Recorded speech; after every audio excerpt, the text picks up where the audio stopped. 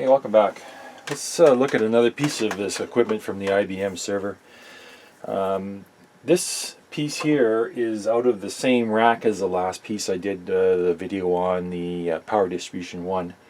I'm going to call this power distribution 2 because it distributes power, but it's a little different. It's configured a little different. On the back, it has the input connector for the 350 volts. And it's got a wide data control bus, a lot of pins there. But on the front, there's much less to it on the power control end of things.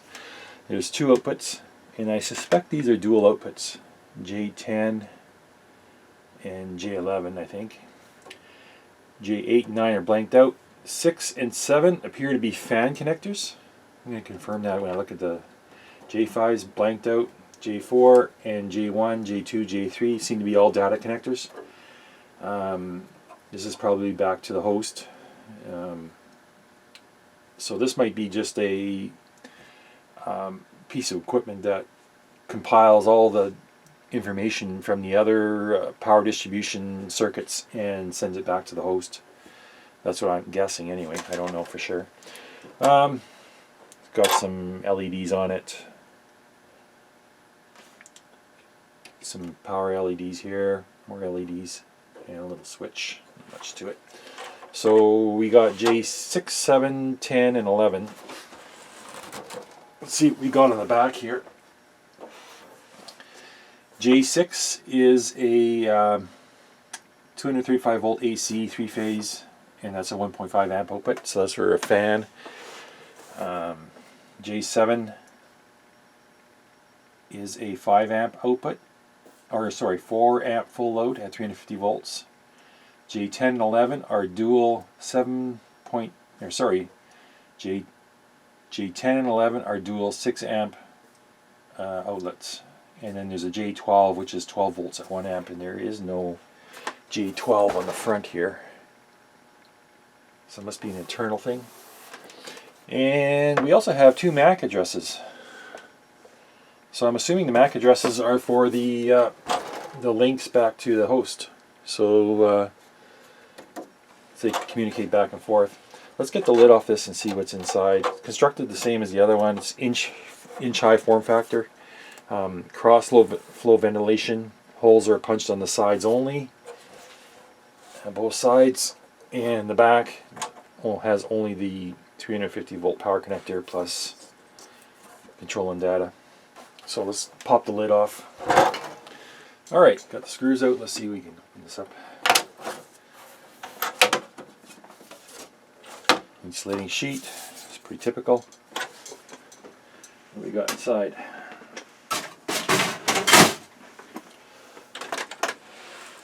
It's fairly interesting here. Let's move the camera around and get a better look at this. So let's start at the input. So we got an input connector here, 350 volts coming in.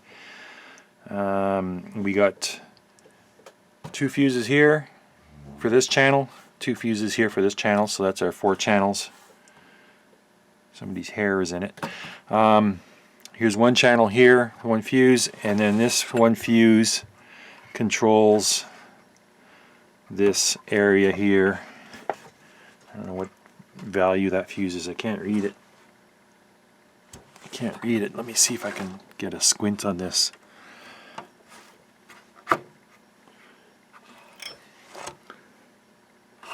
I can't see. Anyways, we have looks like a DC to DC converter here, which has some issues. I've got one capacitor that's bulged, 2 capacitors that are bulged. So maybe this little area is a little bit stressed. Typical switcher.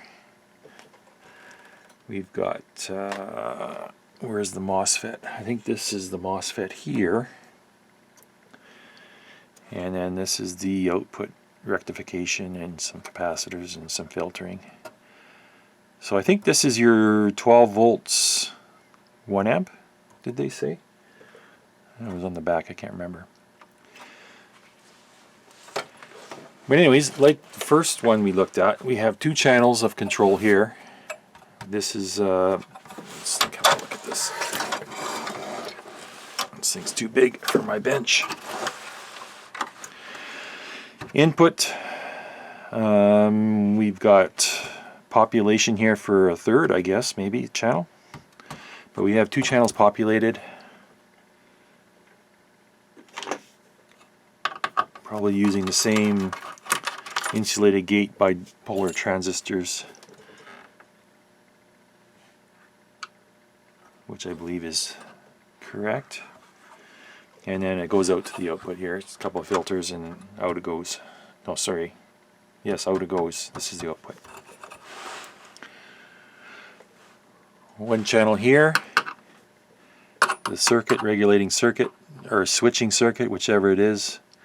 And then it goes to the output. Now things start getting a little interesting here. Let's see, I'm going to flip this around so we can see it better.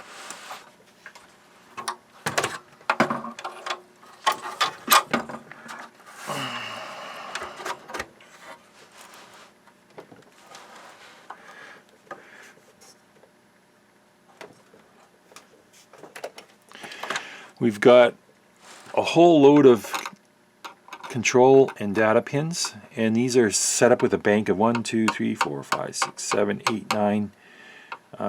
These are transceivers. These are the Max.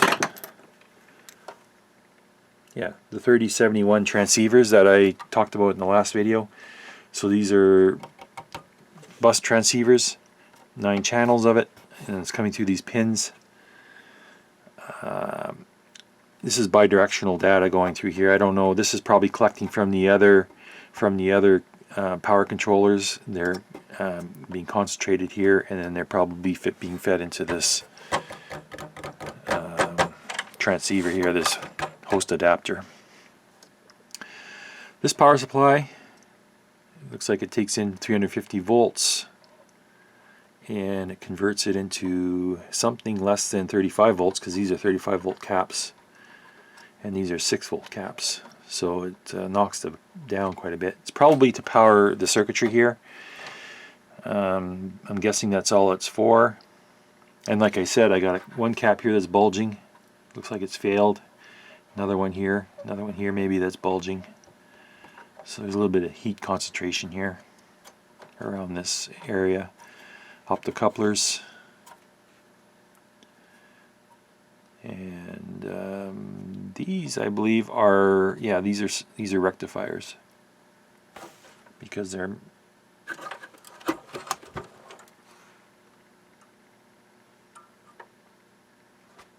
it doesn't say, it doesn't mark on. There's no part number marked on here, so I don't know what they are. I'd have to look them up. Over here, we got a little circuit that plugs in.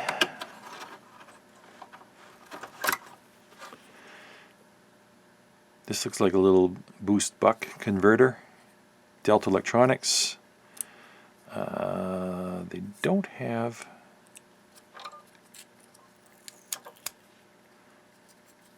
Oh, you know what this is? I know what this is. This is the 3-phase fan controller, or converter. Let's call it a converter. It does the 3-phase business here. Opto isolation, little controller, and that's going to provide power for 1 fan, it looks like.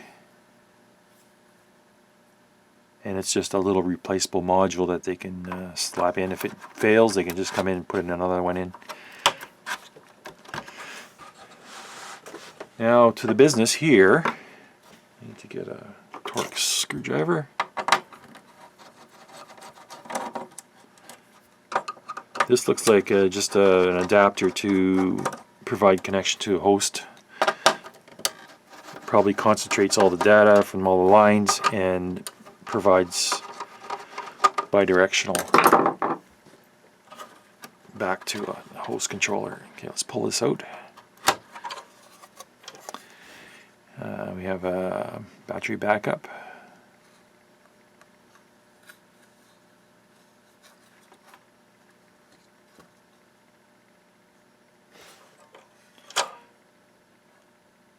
I don't see opto isolation here, but I guess this would be isolated power-wise, and then they'd have to with these are isolation too. These Max 3071s, these provide isolation as well.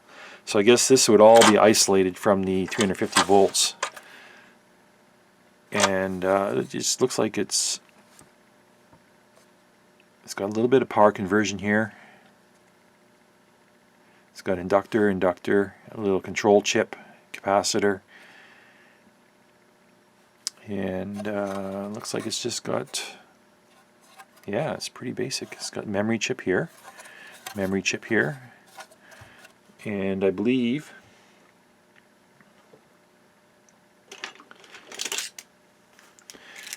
this would be the NAND flash, or some flash chip with a firmware thing on it. Yep, that is a chip for memory.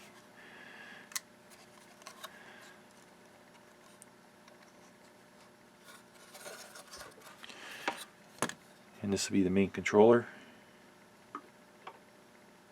Let's pop this off.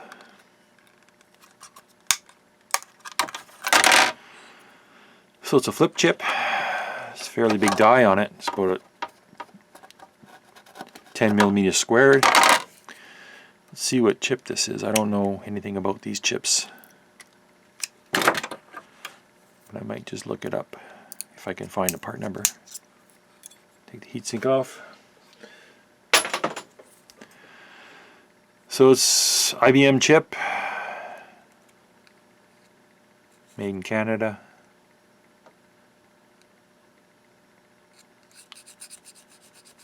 I don't know what the part number is for this thing. It's got a date coded 0821. I believe this is the FSP1 3.0. So that's what it would be.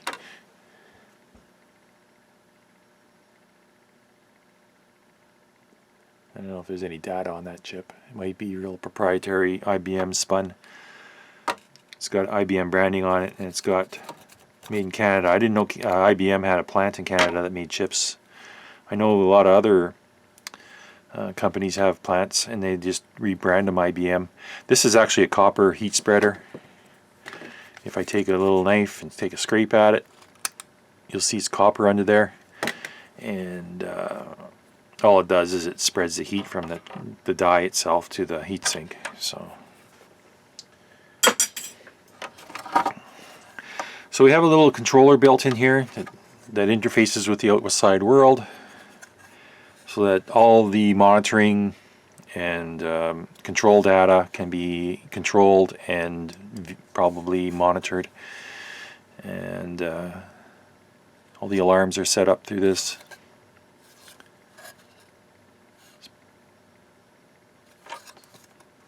Made in Thailand. It's got a part number. This is manufactured by, the board's made in China. I think this is all built by Delta still, but this is made in Thailand. This might be an outside module they brought in. It's probably something they use in many different applications, that just it's got a standard pinhead connector here, and it just whacks in, and it's used like that. So it's probably used in many applications. Let's take this board out and have a look at the back side of it. I don't think there's anything on it, but we'll just have a peek anyway. So the back side is much like the other one. There's really nothing to it. It's just traces. There's no components. And we have the insulating sheet again, and steel housing. It's quite heavy.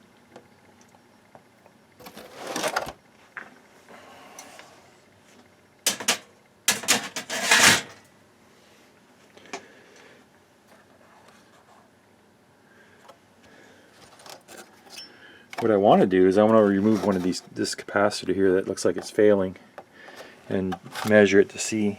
It's supposed to be a 220 UF, and 35 volts. So let's see what it says on my checker. Let's pull it out. So I removed these two capacitors. Let's check them out. This one here I took out as because this one doesn't show any sign of failure, so I'm going to check this one first and see what it says. This one comes out at 218 microfarads at probably about 370 milliohms ESR, which is probably okay. I'm guessing a 35 volt cap should be down around 170 millivolts. So it's probably double in the ESR what it should be. But these are 105 caps, and they're LXV series caps, probably designed just for switch mode power supplies. They might have a little higher ESR than a regular one. This one is the capacitor. It looks like it failed. I took a magnifying glass and looked, and it looks like there's a crack in the lid, so maybe it's been venting. So I expect this one to be a little lower. Let's see what it says. This is a 220 at 35 volts, and it comes back at 117 microfarads at 1 ohm ESR. So this one's definitely failed. When you compare the two, this one's failed, this one's on its way out. So this thing's probably seen a lot of service. It's probably seen quite a few years of 24 hours service. So it's not surprising we got one cap maybe out of the bunch that are bad. It's not that harvesting these caps are going to do you any good. These aren't the highest quality caps there are, so you got to beware. If you're going to harvest caps out of these things, you got to be, there's severe service. And fuses, I was looking here at the fuse. This is a 5 amp. This one here is a 5 amp. I couldn't read it, but you can see it on the sticker here. 8 amp for these 4 or 5 fuses. So other than that, it's pretty much the same as the other one. This part here, anyway. This part here is unpopulated. They could have had another channel in here, I guess. They could have had another connector if they wanted, but they didn't. They chose not to. So this thing was probably configured just maybe, who knows? Configure these many different ways, I guess. But that's it. It's it's got a few channels of power control. It's got one channel of fan, and then it's got a controller for information back to the host controller. And that's pretty much it for this one. Not much else to say.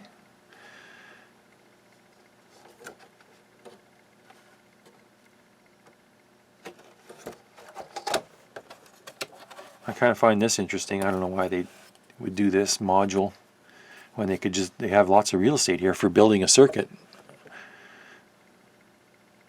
I guess with the module they have flexibility on different ratings, and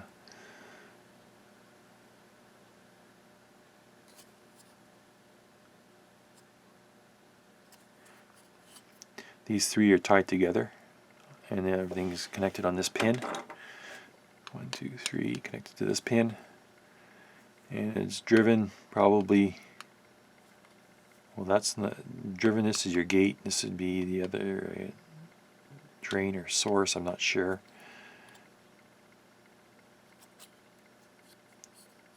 This side is isolated. This would be your outputs, I'm assuming. 1, 2, 3.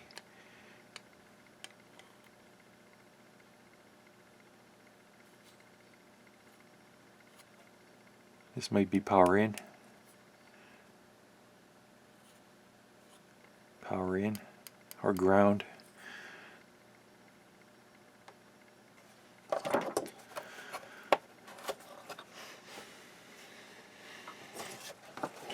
Anyways, that's all I'm going to do in this one today. Well, thanks for watching, and we'll get back on some more gear. I got piles of it to break down and look at.